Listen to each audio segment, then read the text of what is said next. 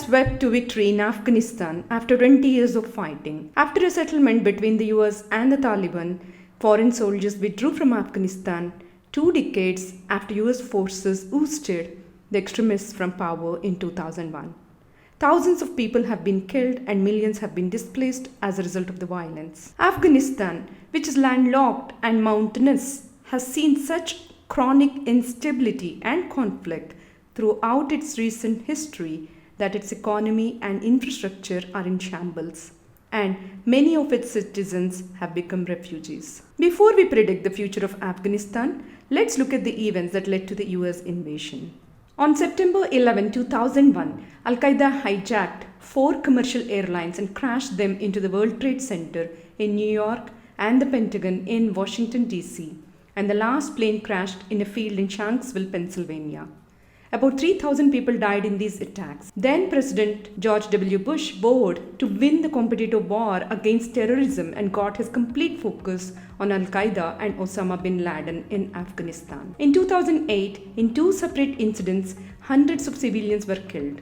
This led President Obama to send 17,000 more troops to the war zone that aimed to disrupt, dismantle, and defeat Al Qaeda and all of its haven. Finally, Al Qaeda leader Osama bin Laden was killed on May 1, 2011 by US forces in Pakistan. He was the one responsible for the 9/11 attacks in New York and Washington. This led to the withdrawal of overall 30,000 US troops in Afghanistan. Despite grave concerns from Afghan officials about the government's vulnerability to the Taliban without international support, Joe Biden, the new US president, announced in April 2021 that all American forces would leave the country by September 11th, exactly 2 decades after the World Trade Center was destroyed. Following this, on August 15, 2021, the Taliban forces captured the capital Kabul and took over the presidential palace hours after President Ghani escaped the country. This led to rapid capture of all but 2 provincial capitals and seized border crossings. An attack on August 26, 2021 killed 13 US militants outside the Kabul airport. At least 60 Afghans were killed and more were injured, and the Islamic State took responsibility for the attack.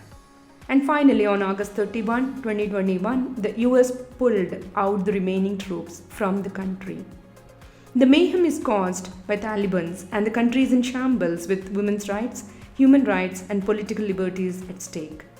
But who is the Taliban? Following the withdrawal of Soviet soldiers from Afghanistan in the early 1990s, the Taliban, or students in Pashto, arose in northern Pakistan. The primarily Pashtun movement is thought to have begun at religious seminaries, preaching a fundamentalist brand of Sunni Islam, which was mostly funded by Saudi Arabia. They applied their own strict form of Sharia, or Islamic law. They have established a leadership hierarchy with the leader as Mawlavi Hibatullah, who has ultimate authority on political, religious, and military affairs. The Taliban appear to adapt their tactics from complicated strikes in cities and on military outposts to a wave of targeted assassinations that terrorized Afghan people in the year following the US-Taliban Peace Pact of February 2020, which was the culmination of a protracted period of direct discussions. The Taliban's targets, journalists, judges, peace campaigners, and powerful women, demonstrated that the Taliban's radical doctrine had not altered, only their approach. Now, with the Taliban's return to power, the US-led coalition's engagement in Afghanistan comes to an end nearly after 2 decades. Life has changed for Afghans after 20 years. Millions of people have been forced to evacuate their homes due to years of conflict, with some seeking shelter in neighboring countries or requesting asylum elsewhere. Many people have been uprooted and made homeless in Afghanistan, while millions more are suffering from poverty and famine. More than 400,000 people were uprooted by war last year. Since 2012, over 5 million people have abandoned their homes and have been unable to return. Afghanistan has the world's 3rd largest displaced population, according to the UN's Human Rights Organization. Thousands of warriors have died on both sides in Afghanistan and across the border in Pakistan after 2 decades of fighting. Civilians have also been killed in the fighting as a result of coalition airstrikes, and Taliban targeted attacks. Before the Taliban surged through the country, the number of civilian casualties in 2021 was already much greater than in the same period in 2020. The 20-year war from the US has definitely turned out to be very costly. It is certainly difficult to estimate the number of lives lost.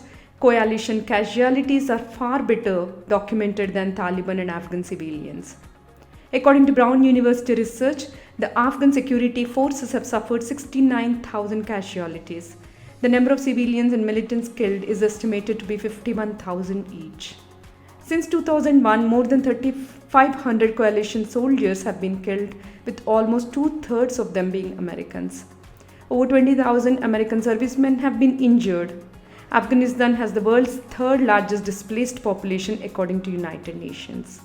According to Brown University and other sources, US spending on the conflict is estimated to be around $2 trillion, including military and rehabilitation funding in both Afghanistan and Pakistan.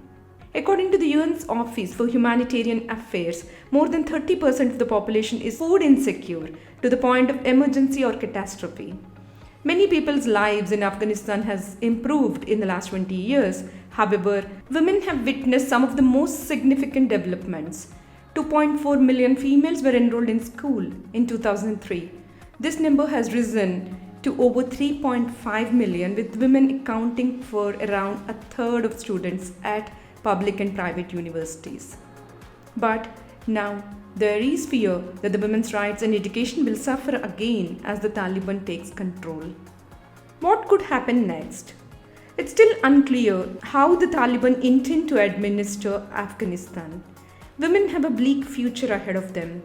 Suhail Shaheen, a Taliban spokesman, says the group will respect women's and minorities' rights as per Afghans' customs and Islamic values. The insurgents had declared an amnesty across Afghanistan and stated that women should be allowed to join their administration. However, under Taliban rule, women's ability to work, dress as they choose, and even leave home alone is a source of concern. Another significant concern is that the country will once again be used as a terrorist training ground. Officials from the Taliban have stated that they will completely implement the US agreement and will prevent any group from utilizing Afghan soil as a base for operations against the US and its allies. They claim that their primary goal is to establish an Islamic government and that they will not constitute a threat to other countries. However, many observers believe the Taliban and Al-Qaeda are inextricably linked, and with Al-Qaeda fighters actively integrated and engaged in training. It's also worth remembering that the Taliban isn't a centralized, cohesive force. It's also uncertain how powerful Al-Qaeda is and whether it can now re-establish its global network. There is also a possibility for the civil war to start.